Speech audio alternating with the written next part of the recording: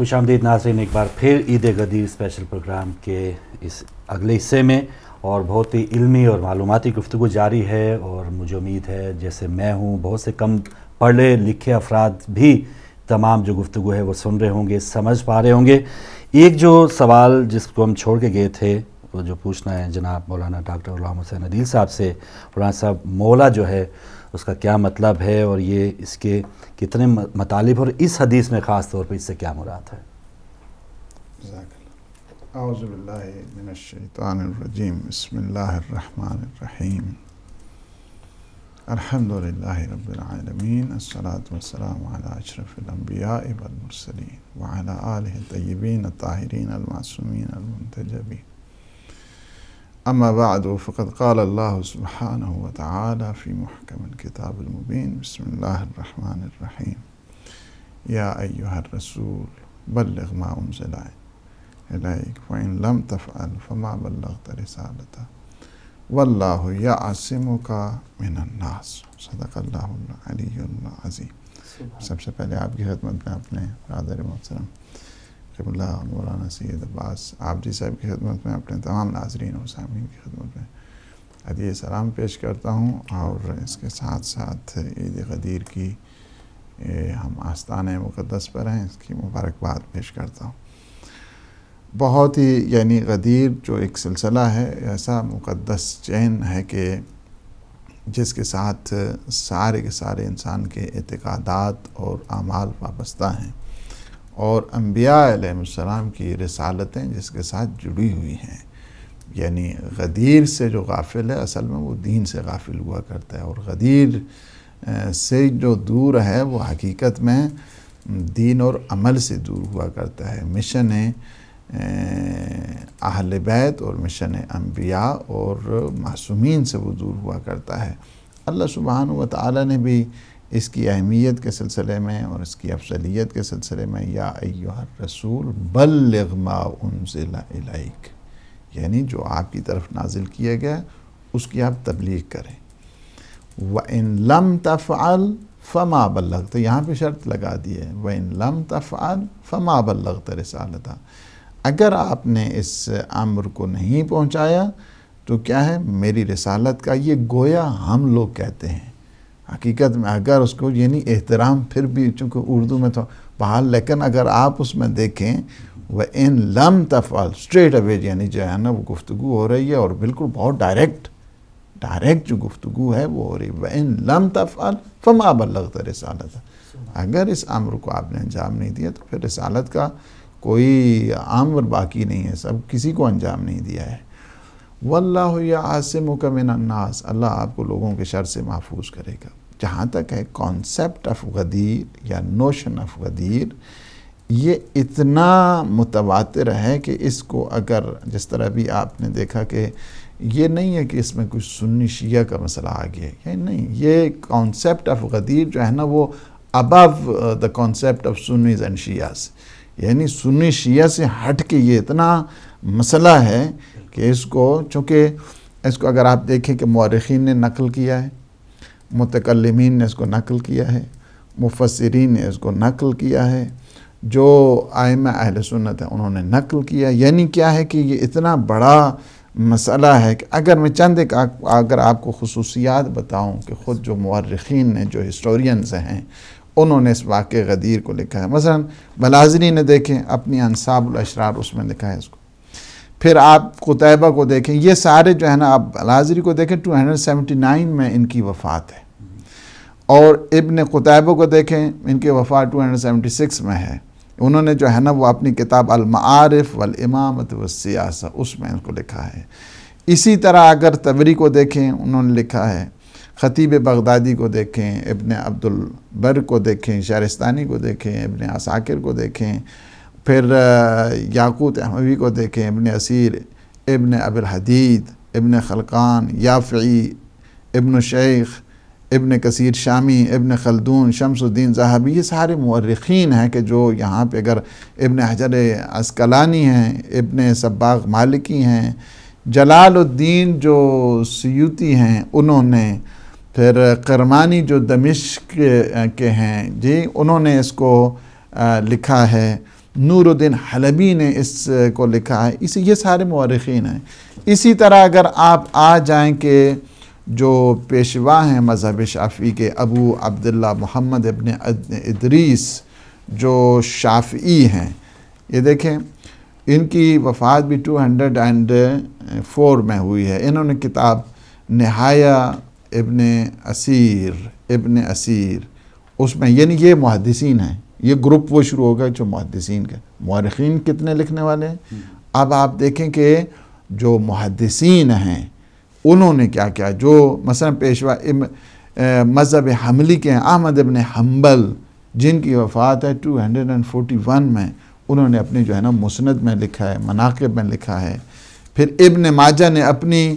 اس میں کیا کہتے ہیں کہ اپنی جو سنن ہے اس میں لکھا ہے، ترمذی نے لکھا ہے، نسائی نے لکھا ہے، ترمذی سے کل بھی روایات آپ نے سنی ہیں، وہاں پہ جو ہے نا یہ محدثین ہیں جنہوں نے لکھا ہے۔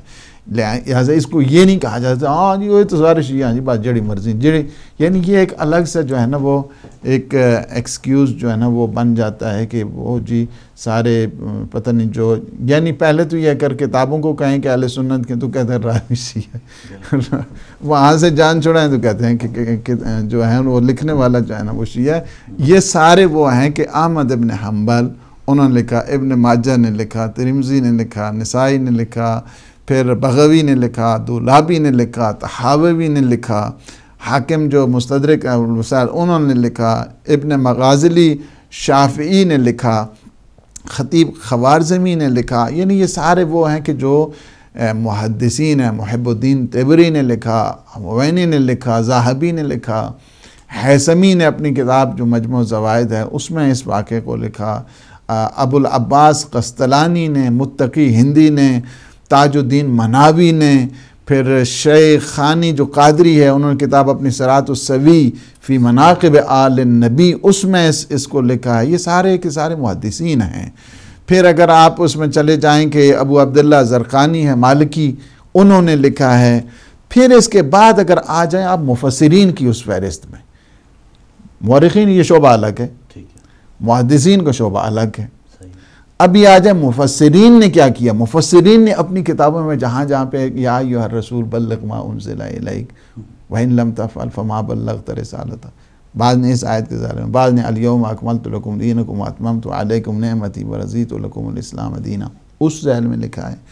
تو یہ جو ہے طبری دیکھیں انہوں نے اپنی جو ہے نا جامع البیان عن تاویل جو قرآن ہے اس میں انہوں نے لکھا ہے۔ ثعلبی نے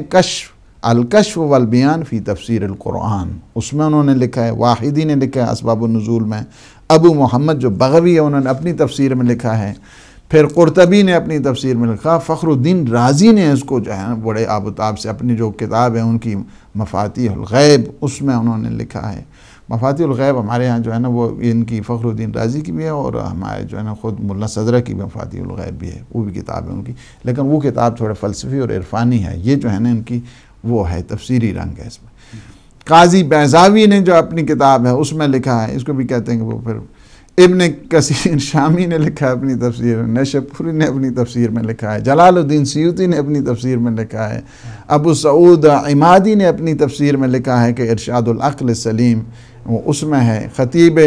شربینی نے جو ہے نا اس کو لکھا ہے اپنی تفسیر میں، قاضی شوکانی نے اس کو لکھا ہے، آلوسی نے لکھا ہے، آلوسی جو بغدادی ہے، روح المعانی فی تفسیر القرآن و سبع المثانی اس میں انہوں نے لکھا ہے۔ یہ وہ لوگ ہیں جو مفسرین ہیں، یعنی مورخین نے لکھا، مفسرین نے لکھا، محدثین نے لکھا۔ اب متکلمین ہیں کہ جو تھیالوجین ہیں، یعنی جن کا تعلق جو ہے نا تھیالوجی کے ساتھ ہے، الہیات کے ساتھ جن کا تعلق ہے، تھیالوجینز جو ہیں انہوں نے لکھا ہے۔ اب قاضی ابو بکر باقلانی جو بصری ہیں انہوں نے اپنی کتاب جو ہے نا التمہید اس میں یہ واقعہ موجود ہے بدیر کا۔ قاضی عبد الرحمن ایجی جو شافعی ہیں، بہت مشہور جو ہے نا علماء شافعی، انہوں نے اپنی کتاب مواقف ان کی کتاب ہے اس میں لکھا ہے۔ سید شریف جرجانی ہیں، انہوں نے اپنی کتاب جو ہے نا شرح المواقف ہے اس میں لکھا ہے۔ بیضاوی نے لکھا ہے طوالع الانوار میں۔ اسی طرح شمس الدین اصفہانی نے لکھا ہے جو مطالع الانظار، وہ مطالع الانوار تھی، یہ مطالع الانظار ہے کتاب، اس میں لکھا ہے۔ تفتازانی نے اپنی کتاب جو ہے شرح المقاصد، اس میں لکھا۔ کوشجی نے لکھا ہے جو مولا علاء الدین ہیں، انہوں نے لکھا شرح تجرید میں۔ یعنی آپ دیکھیں کہ یہ جو اتنا یعنی بہت ہی زیادہ جس کو کہتے ہیں نا شورِ آفاق جو موضوع ہے کہ جس کو کہتے ہیں غدیر، مفسرین لکھ رہے ہیں، محدثین لکھ رہے ہیں، متکلمین لکھ رہے ہیں، مؤرخین لکھ رہے ہیں،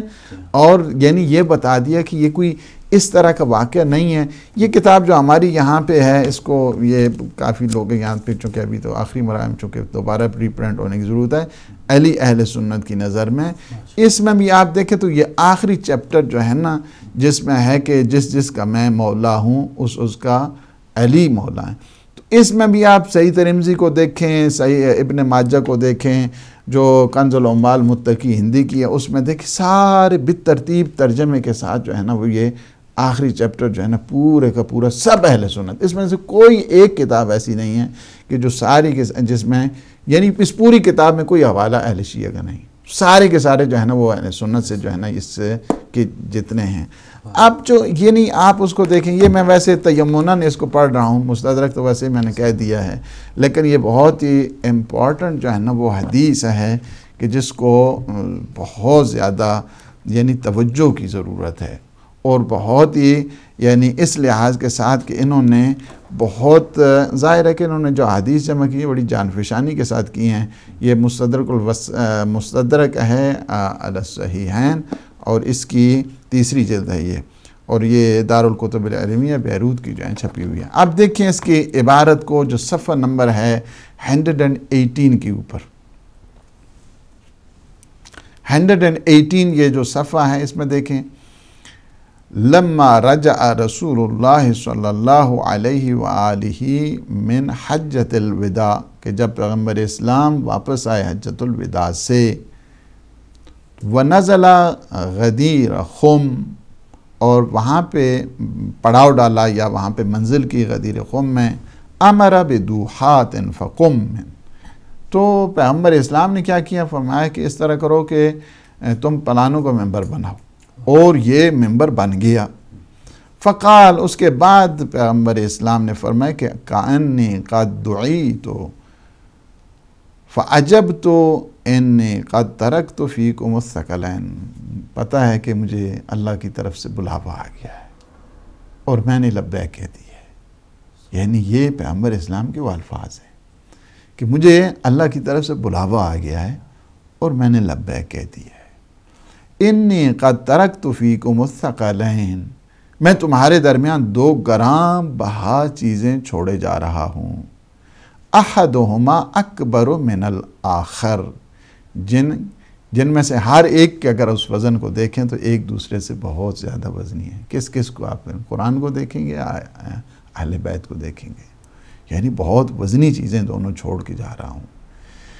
کون سی ہیں؟ کتاب اللہ تعالی و عطرتی، ایک اللہ سبحانہ وتعالی کی کتاب ہے، اور دوسرے کیا ہے؟ میری عطرت ہے۔ فانظروا کیف تخلفونی، بس دھیان رکھنا ہے اس بات کا کہ میرے بعد تمہارا رویہ ان کے بارے میں کیا ہوگا۔ فإنہما لن یفترقا، یہ دونوں کبھی آپس میں جدا ہونے والے نہیں ہیں، نہ قرآن اہل بیت سے جدا ہوگا، عطرت سے جدا ہوگا، نہ عطرت قرآن سے جدا ہوگی، حتی یردا علی الحوض، جہاں تک کہ میرے پاس حوض کوثر پہنچ جائیں گے دونوں۔ ثم قال، اس کے بعد فرمایا، ان اللہ عز وجل مولایا، یہ جو کویسچن آپ نے کیا نا، یہ وہ ہے مولا۔ ان اللہ عز وجل مولایا، یقیناً میرا مولا میرا اللہ ہے، وَأَنَا مولا کل مومن، اور میں ہر مومن کا مولا ہوں۔ ثم اخذ، یعنی آپ دیکھیں کہ اس کا سیناریو دیکھیں، اس کانٹیکسٹ کو دیکھیں اور اس کی تطبیقات کو دیکھیں، اس کے بعد دیکھیں یعنی استدلال جو پیغمبر اسلام نے کیا کس طرح جو ہے نا کیا ہے، سب سے پہلے کیا فرمایا، دیکھیں، ان اللہ عز وجل مولا ہے، اللہ میرا مولا ہے، اور میں کیا ہوں؟ میں ہر مومن کا مولا ہوں۔ ثم اخذ بید علی، پھر امیر المومنین علی ابن ابی طالب علیہ السلام، یہاں پہ رضی اللہ لکھا ہو، رضی اللہ عنہ، ان کے ہاتھ کو پکڑا، تھاما۔ فقال، اور اس کے بعد پیغمبر اسلام نے فرمایا من کنت مولاہ فہذا ولیہ، جس کا میں مولا ہوں اس کے علی ولی ہیں، جس کا میں مولا ہوں اس کے علی ولی ہیں۔ اللہم وال من والاہ، پروردگار تو اسے دوست رکھ کے جو علی کو دوست رکھے، وعاد من عاداہ، اور جو علی کے ساتھ دشمنی رکھے تو اسے دشمن ٹھہرا۔ تو یہاں پہ یہ دیکھیں، یہ جو ہے نا وہ چیز ہے کہ جس کے متعلق یعنی مستدرک علی الصحیحین، سیم چیز ہے جو اس کے بعد اگر آپ دیکھ رہے ہیں کہ یعنی جو روایات آپ نے دیکھی یہاں پہ بھی مجموع زوائد، جی یہ بھی بڑی، یہ حیثمی کی جس طرح ابھی ہم نے اس میں سے بھی حوالے دیا کہ یہ دیکھیں متعدد جو ہیں حوالے یہاں پہ اگر آپ دیکھنا چاہتے ہیں تو یہ بھی ایک پوری کی پوری یہی ہے تقریباً، اس ساری کو اس میں دیکھیں مثلا وہی جو روایات اعظم نے بھی بیان کی ہوئی کہ وہ رہبہ کے دوران اور امیر المومنین نے غدیر خم کے بارے میں جو شہادت طلب کی، اس میں سارے، جس میں 12 جو ہے بدری اس میں کھڑے ہو گئے، اس میں 12 بدری کھڑے ہو گئے اور انہوں نے شہادت کی۔ ہم نے سنا ہے علی امیر المومنین کی مولائیت کو۔ اسی طرح اگر آپ دیکھیں مثلا یہ دیکھیں نا سارے اس کے جتنے بھی رجال و ثقات، یہاں پہ آپ یہ دیکھیں 14,624 یہ جو ہے نا حدیث ہے۔ وعن زیاد ابن ابی زیاد قال سمعت علی ابن ابی طالب ینشد الناس فقال انشد اللہ رجلا مسلما سمع رسول اللہ صلی اللہ علیہ وسلم یقول یوم غدیر خم ما قام لما قام، یعنی وہی شہادت طلب کی اور لوگوں کو اس طرف بلائے کہ کون ہے کہ جس نے سنا ہو کہ پیغمبر اسلام نے صلی اللہ علیہ وآلہ وسلم نے غدیر خم کے بارے میں وہ میرے متعلق یہ فرمایا، تو کہتے ہیں فقام 12 بدریا، وہاں پہ 12 بدری کھڑے ہو گئے، یعنی بدریوں کا مقام ہے، وہ 12 بدری وہاں پہ جو ہے نا وہ کھڑے ہو کے شاہد، انہوں نے جو ہے نا شہادت دی اور کہا یہ سارے رجال کیا ہیں، یہ سارے کے سارے جو ہے نا ثقات۔ یہاں پہ آپ ان روایتوں کو، میں نے فقط یہاں پہ ایک روایت تیمناً پڑھ دی ہے، اس کے بعد بھی اگر آپ وہی روایت اگر یہاں پہ دیکھنا چاہتے ہیں جو ابھی ہم نے مستدرک کی پڑھی ہے تو 14,627 سیم حدیث جو ہے نا آپ کو ملے گی۔ البتہ اس کے طرق مختلف ہیں، اس کی جو ٹرانسمیشنز ہیں، ٹرانسمیٹرز ہیں وہ اس کے مختلف ہیں، یعنی ایک نہیں ہے، more than 300 جو ہے نا اس کی ٹرانسمیشن کرنے والے ہیں۔ مورخین الگ ہیں، متکلمین الگ ہیں، مفسرین الگ ہیں جنہوں نے اس حدیث کو اس انداز کے ساتھ پیش کیا کہ یعنی وہ معمولی نہیں، اس وجہ سے کہ غدیر کا تعلق انسان کے اعتقاد کے ساتھ جڑا ہوا ہے، انسان کے ایمان کے ساتھ جڑا ہوا ہے، انسان کے اعمال کے ساتھ جڑا ہوا ہے۔ غدیر کو جو بھول گیا اس کے ایمان کی تکمیل کیسے ہو جائے گی؟ دین کی تکمیل تو نہیں ہو رہی ہے غدیر کے بغیر، مولا امیر المومنین کی ولایت کے بغیر تو ان کے دین کی جو ہے نا وہ ایمان کی تکمیل ایسے ہو جائے گی۔ اس وجہ سے سب سے زیادہ جو انحصار ہر معصوم نے بھی غدیر کے سلسلے میں کہا ہے۔ اب چونکہ یہاں پہ ایک نیا جو مسئلہ ہے کہ یہاں البتہ ایک حدیث جو یہاں پہ ہے، میں 14,641 اس کو دیکھیں، کچھ لوگوں نے آ کر جب شکایت کی پیغمبر اسلام صلی اللہ علیہ وآلہ وسلم کو، دیکھیں یہ حدیث ہے، یہ آ کر جو شکایت کی کہ رأیت من علی قضا و قضا، ٹھیک ہے، پیغمبر اسلام نے کیا فرمایا؟ فقال لا تقل هذا، مت کہو اس طرح، فهو اولى الناس بكم بعدی۔ اب اس کو جوڑیں، فَهُوَ أَوْلَى النَّاسِ بِكُمْ، وہ تمام لوگوں سے زیادہ جو ہے نا وہ کیا ہے اتھارٹیٹیو پاور رکھتے ہیں، بِكُمْ بعدی، میرے بعد جو سب سے زیادہ جو ولایت کا درجہ رکھتا ہے بعدی، میرے بعد کیا ہے وہ علی ابن ابی طالب ہے۔ تو یہاں پہ یہ کیا ہے کہ سب نے کہا ہے کہ رجالہ وثقوا، یعنی اس کے جو رجال ہیں جو ان کی ٹرانسمیشن کرنے والے ہیں، جو اس کی سند بیان کرنے والے ہیں، وہ سارے کے سارے کیا ہیں؟ ثقہ ہیں، یعنی ٹرسٹ وردی جو ہے نا وہ لوگ ہیں۔ یہاں پہ یہ چیزیں چونکہ زیادہ واضح ہونے کی ضرورت تھی، اس وجہ سے کہ یہ نہیں ہے کہ غدیر اسی طرح ایک آگے اور چند جو ہے نا وہ ہم لوگوں نے نعرے لگا دیے تو ہاں جی غدیر ہو گئی، نہیں، غدیر اس کانسیپٹ کا نام ہے کہ جس کا تعلق ایمان کے ساتھ ہے، انسان کے اعتقاد کے ساتھ ہے، انسان کے جو معارف ہیں ان کے ساتھ ہے۔ اس کو واضح کرنے کے لیے اب اس میں کوئی شک نہیں ہے کہ پیغمبر اسلام صلی اللہ علیہ وآلہ وسلم نے فرمایا کہ من کنت مولا ہو فہذا علی مولا، اس میں کوئی شک نہیں، چونکہ سب نے لکھا ہے، مفسرین لکھا، محدثین لکھا، مورخین لکھا، جو ائمہ جو ہیں اہل سنت کے انہوں نے لکھا، اس میں کوئی شک نہیں۔ اب یہ ہے کہ وہ جو مولا کہا ہے، چونکہ اور تو کچھ نہیں باقی بچا نا، اس میں تو سارے چونکہ محدثین بڑے بڑے آ گئے، مورخین آ گئے، اب آ گئے، ٹھیک ہے، اور کچھ نہیں ہے تو پھر اب مولا کے معنی میں کچھ تصرفات شروع کیے جائیں۔ اب اس پہ ایک تھارلی جو ہے ڈسکشن چاہیے کہ وہاں پہ انالیسز کیا جائے، استخراج کیا جائے، پورا استنباط کیا جائے اس بات پہ کہ مولا، آپ کہتے ہیں کہ ہاں جی مولا کا معنی، یعنی بعض اس طرح بھی حد کے حرمت پہ آ جاتے ہیں، یعنی بڑا عجیب لگتا ہے کہ جب وہ ٹی وی پہ بیٹھ کے کہتے ہیں ہاں او جی مولا دمانہ تو غلام بھی ہے، ان کی عقل نہیں ہے، پیغمبر اسلام کہہ رہے ہیں، میں اور آپ نہیں کہہ رہے ہیں وہاں پہ مولا کا مطلب، یعنی مولا کا مطلب غلام ہے، تو پیغمبر اسلام کو کیا نعوذ باللہ آپ غلام مانیں گے وہاں پہ، جس کا میں غلام ہوں نعوذ باللہ؟ یہ کفر لازم آتا ہے اس سے، یہ کذب اور جھوٹ لازم آتا ہے اس طرح کے جملات سے، اس طرح نہیں کہنا چاہیے۔ اس پہ ہم جو ہے ڈسکشن تقریباً جو ہے نا وہ 28 کے قریب اس کے معنی ہیں، اور ہر ایک پہ ضرورت ہے کہ آپ خود ہی، بلکہ ہم سمجھتے ہیں کہ اس پہ چند ایک جو معنی ہیں کہ جس میں اینڈ آف دا ڈے وہ ڈسکشن ہماری آئے گی کہ سارے کے سارے، چونکہ اصرار یہاں پہ یہ ہو رہا ہے کہ اس سے مراد دوست ہے، اور یہاں پہ سارے کا سارا جو دوسری طرف ہے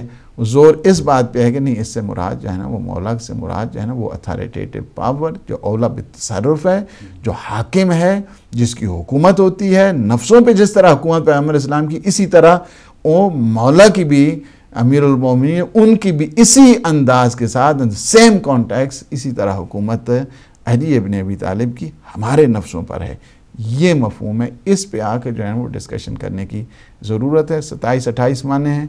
اور اس پہ کہتے ہیں تو میں آپ کو ویسے اس کے ابتدائی معنی بتا دیتا ہوں، تو لیکن اس کے جو باقی اس پہ ظاہر ڈسکشن کی ضرورت ہے، اور آپ بھی ریڈی ہو جائیں چونکہ ایک ایک معنی بتانا ہوگا۔ اس کے معنی جو ہے نا دیکھیں 27 معنی ہیں، مولا کے کتنے ہیں؟ 27 اس کے جو ہے نا وہ لٹرلی میننگ ہیں اس کے۔ سب سے پہلا جو معنی ہے اس کا ہے کہ